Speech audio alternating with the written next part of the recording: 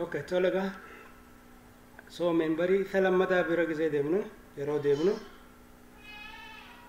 formula kenya khawali gala CnH 2n plus 2 da jenne jechu formula arkeni da wal magalati CnH 2n plus 2 da kuma ref lalle jechu hayaga amma memberin kenya isalammadati maqan sa iten jenne sanifu gati n da lama fayyadamna jechu gati n da lama fayyadamna haya lama guni fayyadame c laman ja baka n da h 2 times meqan ja jechu 2 times 2 dan ja jechu lama baka lama achi boda ida'u lama anja jechu haya c asati c lama ta baka h gizene ndufu h2 times 2 4 jechu lama baka lama meqata afurta afuri fi lama nas jiru kana gidetti tane jata jechu sanifi c 2 h 6 ida ta jechu memberin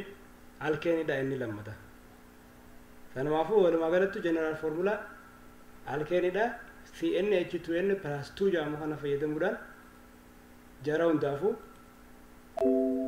formula isaanii barreessuu ni dandeenya jechuudha.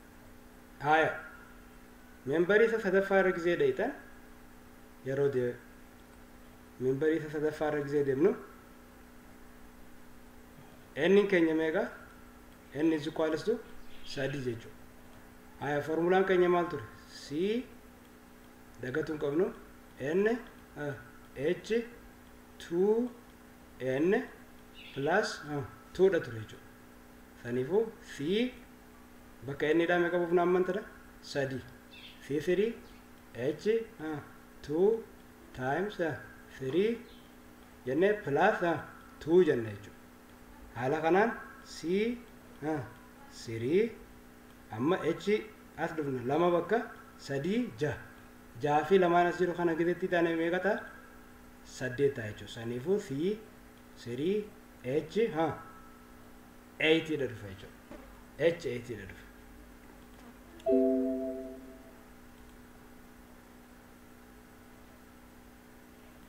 Haya isa afraffaa beera yeroo deemnu n keenya meeqa is equals to 4 jechuudha.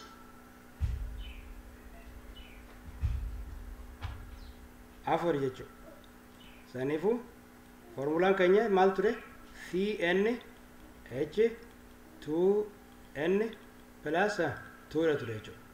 Kanarraa ka'ee c n afuriin godha c afur ida'u c afur h 2 jee baay'isu afurii ida'u meeqaatiin jaa jechuudha lamaatiin jaa jechuudha. Saniifuu c 4 ta'ee h meeqa ta'a jechuudha lama bakka afurii 8 8 fi 4 8 fi 2 sorry 10 jechuudha. Saniifuu c4 h 10 ta'a jechuudha. c4 yoo ta'e h keenya 10 ta'a maqaan isaallee na akkuma teebilii irra reefu laallee maali buu 10 jaamee jaamu jechuudha.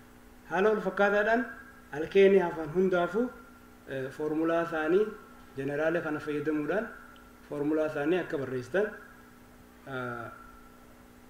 isin gaafadha.